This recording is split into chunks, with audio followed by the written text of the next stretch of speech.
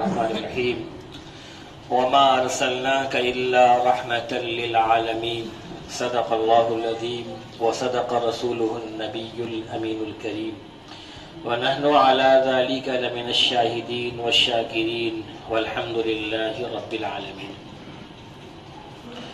بزرگان محترم، میں نے جو قرآن مقدس کی آیت کریمہ تلاوت کیا ہے، اس میں اللہ تبارک و تعالی نے کائنات کی سب سے عظیم ہستی، اللہ کی مخلوق کی سب سے بڑی شخصیت، سارے جہاں کے سردار، وجہ تخلیق کائنات، سید المرسلین، شفیع المذنبین، خاتم النبیین، احمد مجتبی محمد مصطفیٰ صلی اللہ علیہ وآلہ وسلم کے بارے میں ارشاد فرمایا کہ اے نبی، ہم نے آپ کو سراپا رحمت بنا کر بھیجا ہے، سارے جہان کے لیے رحمت بنا کے بھیجا ہے۔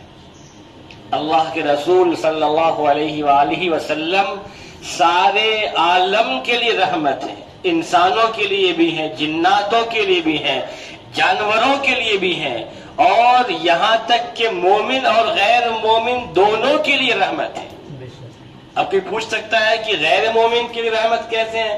تو غیر مومن کے لیے رحمت اس حساب سے ہے کہ جو پچھلی امتیں تھیں اس میں جب لوگوں کے گناہ بہت زیادہ بڑھ جاتے تھے تو اللہ کا عذاب آیا کرتا تھا، کبھی کسی قوم پہ، کبھی کوئی قوم بندر بنا دی جاتی تھی، کبھی کوئی قوم زمین میں دھسا دی جاتی تھی، یہ عمومی عذاب آیا کرتا تھا کہ پوری کی پوری قوم تباہ و برباد ہو جایا کرتی تھی۔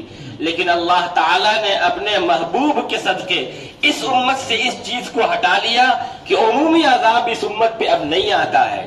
اس امت پہ ایسا نہیں ہوتا کہ کوئی عذاب آ جائے اور پوری کی پوری قوم بندر بن جائے یا پورے کے پورے لوگ زمین میں دھسا دیے جائیں، چاہے وہ مومن ہو یا غیر مومن ہو۔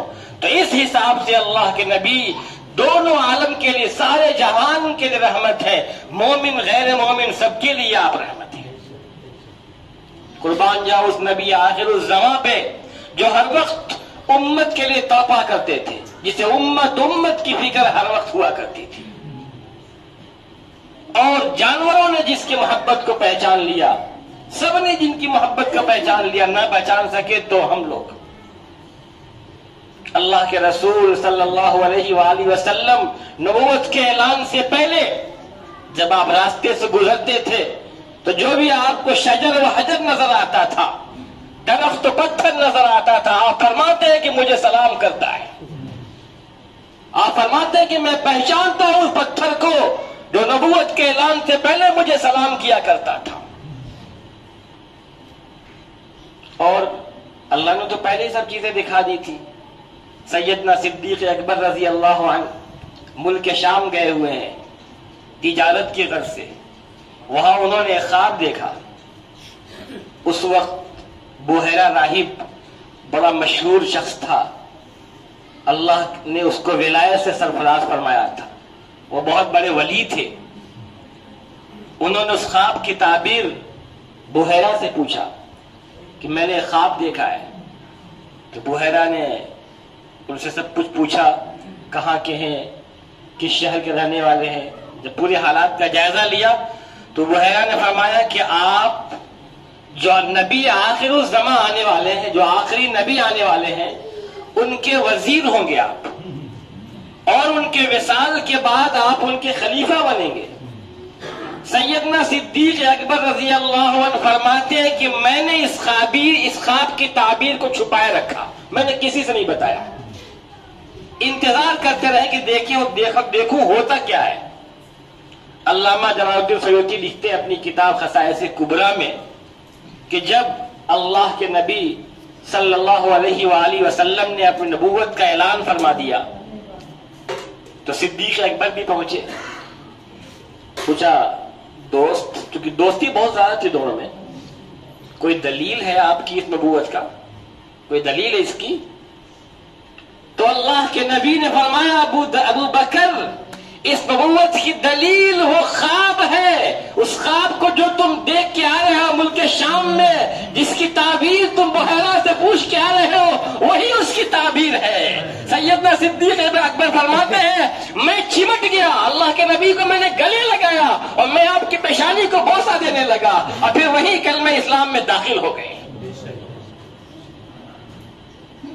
اللہ کے رسول صلی اللہ علیہ وآلہ وسلم مسجد نبوی میں کھجور کے ایک تنے پہ ٹیک لگا کر کے خطبہ دیا کرتے تھے، تقریر کیا کرتے تھے مسجد نبوی میں.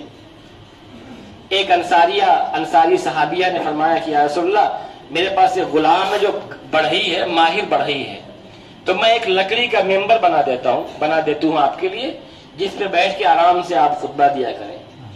آپ نے اجازت دے دیا. ایک روز جب وہ بن کے تیار ہو گیا اور مسجد نبوی میں لگا دیا گیا تو اللہ کے نبی جب خطبہ دے رہے تھے اس کسی کے بلک بلک کے رونے کی آواز آنے لگی،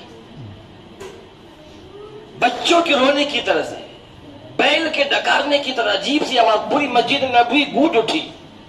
صحابہ حیران و ششدر، یہ آواز کہاں سے آ رہی، کون رو رہا ہے؟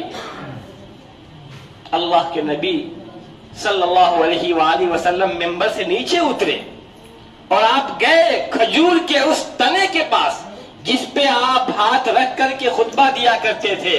جب آج وہ آپ کے چھونے سے، وہ آپ کو پکڑنے سے، لمس سے محروم ہو گیا تو اس یاد میں رونے لگا کہ یا رسول اللہ، پہلے آپ مجھ پہ ٹیک لگا کے خطبہ دیا کرتے تھے، آج آپ نے مجھ کو چھوڑ دیا.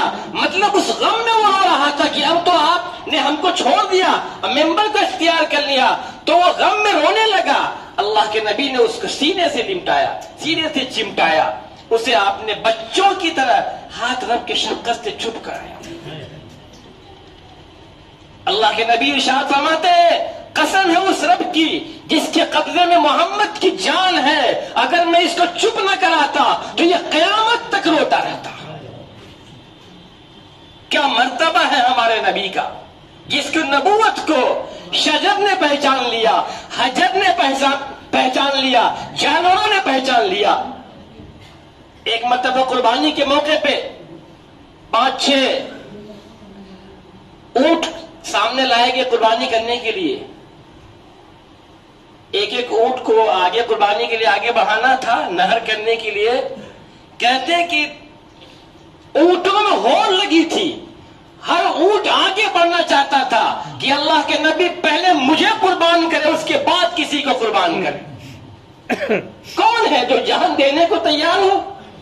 اونٹ، جانور نبی کی شفقت کو پہچان گیا، نبی کی رحمت للعالمین کی پہچان گیا کہ یہی تو وہ نبی ہے جن سے کام بننے والا ہے، انہی سے سب ہونے والا ہے.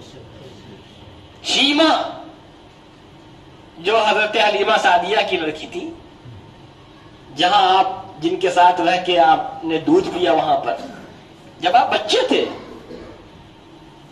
ایک روز ان کی والدہ نے کہا جاؤ بکریوں کو چرا کے آؤ. کہا میں اکیلے نہیں جاؤں گی، میرے ساتھ محمد کو بھیجیں آپ. تو کہا محمد بہت چھوٹا ہے، تم اسے کیوں لے کے جاؤ گی، تم جاؤ اکیلے. کہا نہیں میں نہیں جاؤں گی، میں محمد کو لے کے جاؤں گی. کہنے لگی محمد جب جاتا ہے تو مجھے دھوپ نہیں لگتی، اوپر ایک بادل چلتا ہے جو سایہ کیا رہتا ہے، اور بکریوں کا جو عالم ہوتا ہے، بکریاں ادھر ادھر بھاگتی ہیں، بکریوں کی مزاج میں ٹکتی نہیں، چاہے جہاں جتنی گھاس ہو وہ ایک جگہ ٹکیں گے نہیں، اس کھیت سے اس کھیت، اس کھیت سے اس کھیت میں دوڑتی ہیں چاہے جتنی گھاس ہو. کہنے لگی شیما کہ بکریوں کی یہ حالت ہوتی ہے کہ جلدی جلدی وہ چڑھ کر کے اپنا پیٹ بھر لیتی ہیں، پھر پیٹ بھر کر کے میرے بھائی محمد کو آ کے بس غور سے دیکھتی رہتی ہیں. اور بکریاں چل کر کے پہلے چل کے آ جاتی ہیں، اس نبی کے دیدار کو بکریاں ترستی رہتی ہیں.